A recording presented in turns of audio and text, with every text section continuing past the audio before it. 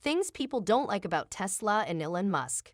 Investigative journalist and automotive industry expert Edward Niedermeyer, author of Ludicrous, The Unvarnished Story of Tesla Motors, explains how Musk and Tesla have gotten away with so much lying and fraudulence. Edward Niedermeyer is the former editor-in-chief of the Truth About Cars blog. He has been a contributor to Bloomberg View, New York Times, Wall Street Journal, and other outlets. His book on Tesla, Ludicrous, The Unvarnished Story of Tesla Motors, has been called the best take on the company to date by Forbes. It is a remarkable piece of work.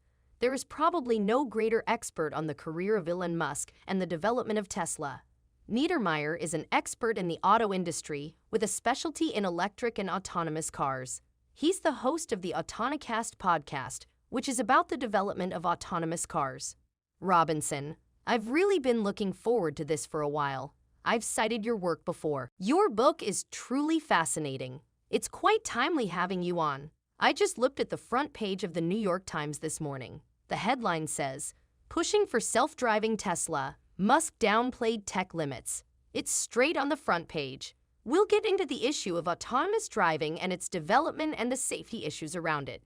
But here's where I want to start. I think that Tesla and Elon Musk are quite fascinating. As people who've read my work on Musk might probably know, I'm not a huge fan of Elon Musk. There are such fans that do exist, as you certainly have found out. You have now spent a considerable portion of your life and many hours researching this company, this person, this industry. You've developed a reputation as a skeptic of many of the claims put out by Tesla Motors and Elon Musk.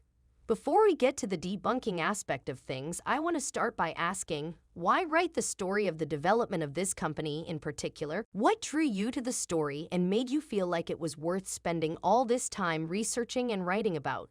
Niedermeyer: Thank you so much for having me. It's a funny question to think about.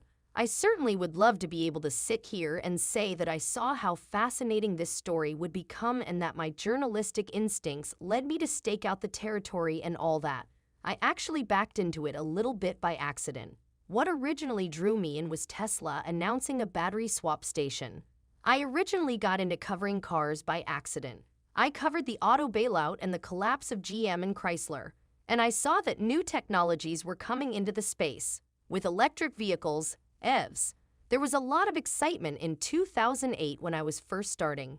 There was a company called Project Better Place, which is an Israeli company doing a battery swap-based business. It seemed to solve some of the key issues with electric cars, namely the cost of the battery itself. They would just basically lease you the battery. You buy the EV without the battery, and you lease it. And then it would be an instant recharge. Robinson: So this is where they take one battery out and they pop another one in so you can just keep going like gassing up your car? Niedermeyer: Yeah, exactly. They piloted it in Israel and Denmark. That company fell apart. It was a learning moment for me. Just having a good idea is not enough, right? And then Tesla started talking about battery swap.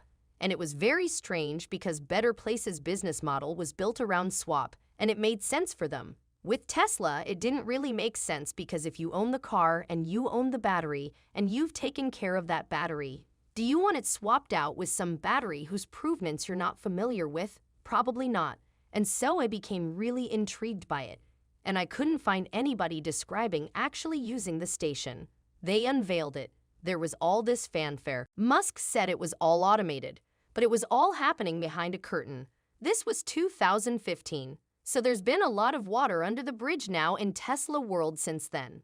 And long story short, on a whim one Memorial Day weekend, I went down to the swap station, which is in a cow stockyard in the middle of the California Central Valley. And what I found there was that it was a busy holiday weekend and Tesla had not opened it.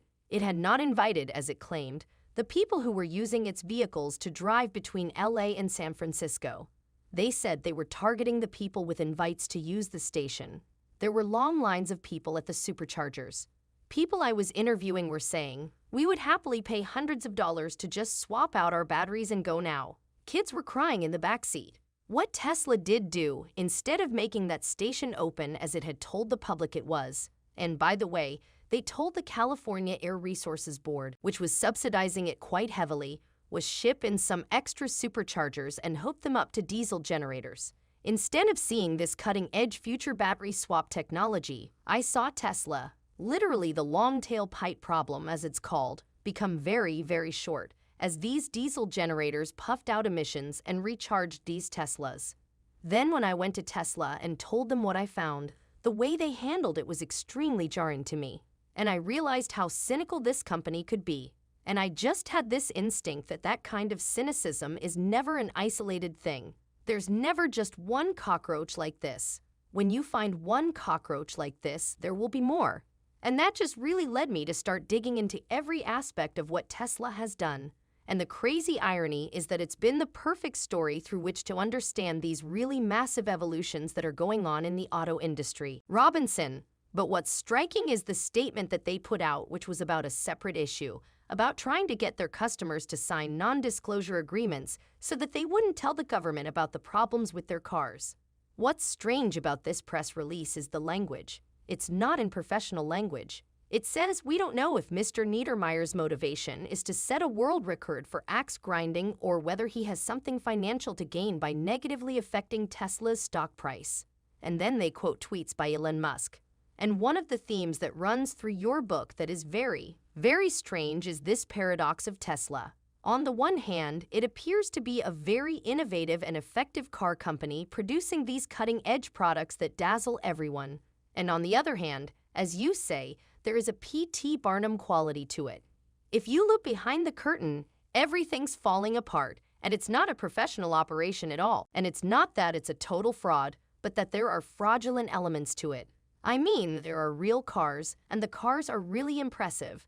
They go very, very fast. But also a bunch of stuff is fake.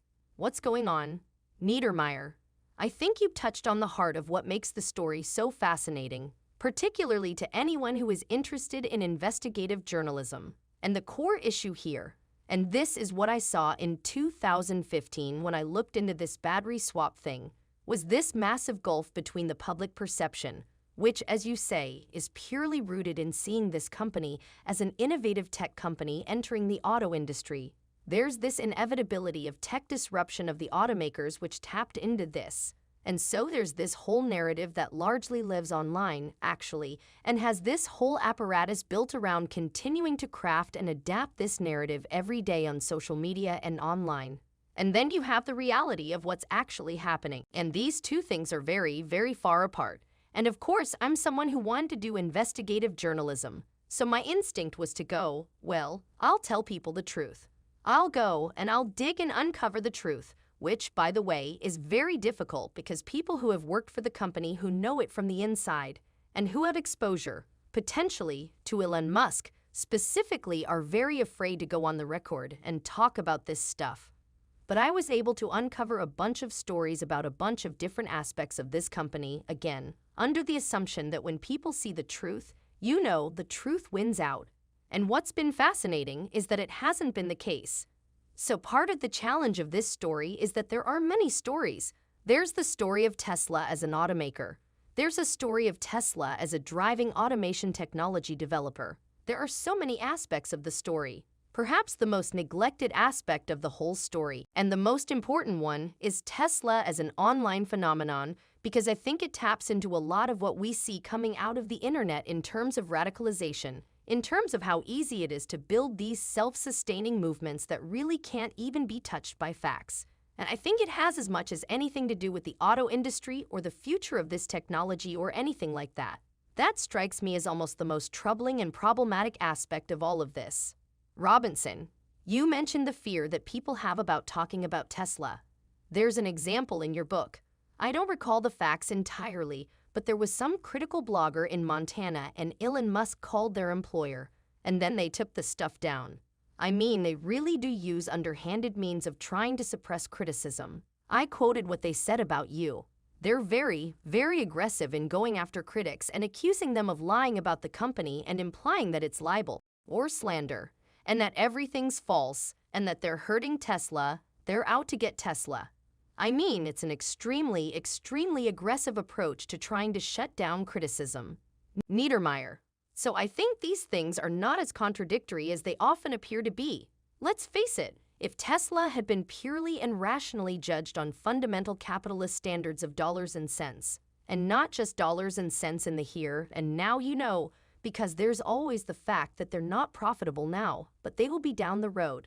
If you look at the fundamentals of how the business is run, it takes a lot of faith to believe that Tesla is ever going to make a lot of money and that it's ever going to succeed on basic capitalistic standards. So what oftentimes seems just like je ne sais quoi is what has carried him through. He didn't set out to defraud people. The question is whether this huge sector of startups will now be forced to either choose failure or fraud. It will be very difficult. Now they can avoid a lot of the problems that Tesla got into because of Elon's quixotic nature, right? But I think, Robinson, that's the most gentle euphemism.